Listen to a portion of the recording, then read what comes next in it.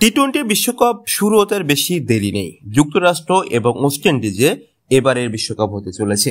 বাংলাদেশে এবারে স্কোয়াড কেমন হতে পারে? নতুন কোনো চমক আছে এবারে বিশ্বকাপের স্কোয়াডে? এই প্রশ্নগুলো আপনার মনে ঘুরপাক খাচ্ছে।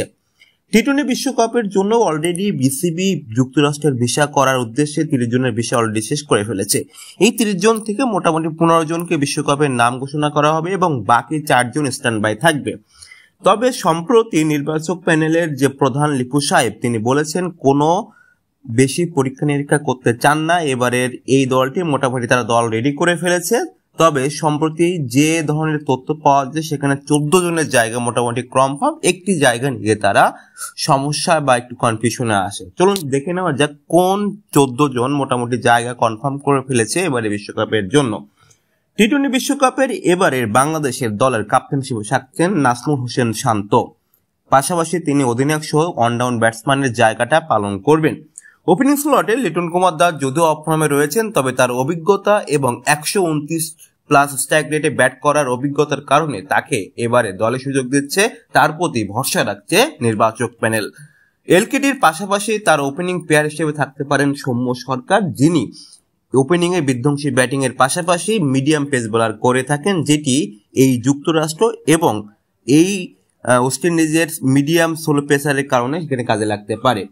মিডল অর্ডার অবশ্যই অটো চয়েস হিসেবে অভিজ্ঞতা সম্পূর্ণ সাকিব আল হাসানের সাথে মাহমুদুল্লাহ রিয়াদ এবং তার পাশাপাশি নতুন তারুণ্যের ব্যাটসম্যান তাওহিদ হৃদয়কে পাচ্ছেন এবারের বিশ্বকাপে।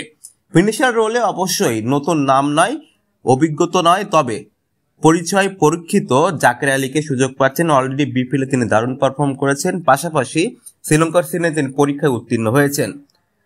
সাকিবের পাশাপাশি স্পিনিং হিসেবে অবশ্যই থাকছেন শেখ মেহেদী ও রিশাদ হোসেন।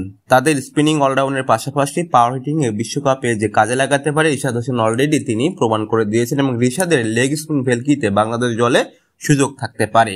আর বাকি যে 4 জন তারা হচ্ছে পেস বোলিং ক্ষেত্রে থাকছেন, অর্থাৎ সবচেয়ে অটো চয়েস তাসকিন, শরীফুল ইসলাম এবং মুস্তাফিজুর রহমানের পাশাপাশি সাইফুদ্দিনও সুযোগ পাচ্ছেন এবারে বিশ্বকাপে। তবে সমস্যা হচ্ছে 15 নম্বর স্লটটি বিশ্বকাপে কে থাকছে এটাই বড় প্রশ্ন। এখানে অবশ্যই তানজিম সাকিব, তানজিম তামিম, তারপরে আপনার যদি বলতে চাই শামীম হোসেন পাটোয়ারি বা মিস্ত্রি স্পিনার আলী হোসেনের নাম আসছে। এই 4 জনের থেকে যে কোনো একজন থাকতে পারে। কন্ডিশন বিবেচনা করতে পারলেই যদি একজন ব্যাটিং বেশি করতে চায় ব্যাকআপ ওপেনার, সেক্ষেত্রে তানজিম তামিম যেতে পারে। যদি পেস বোলিং বৃদ্ধি করতে চায় সেক্ষেত্রে অবশ্যই তানজিম সাকিবকে নিতে পারে, অথবা যদি একজন ফিনিশার নিতে চায় অবশ্যই তাকে নিতে হবে শামীম পাটোয়ারি, অথবা স্পিনার নিলে আলী হোসেনের নাম আসতেই পারে। নতুন প্রত্যাশায় নতুন বিশ্বকাপে বাংলাদেশ কেমন করতে পারে, এবারে স্কোরটা কেমন মনে হচ্ছে, নতুন কোনো সংখ্যা থাকতে আপনার পছন্দ হয় কিনা সেটা আমাদের কমেন্ট বক্সে জানান। নতুন কোনো ভিডিওতে দেখা হচ্ছে। শুভকামনা থাকলে বাংলাদেশ বিশ্বকাপ টি-20 যে দলটি থাকবে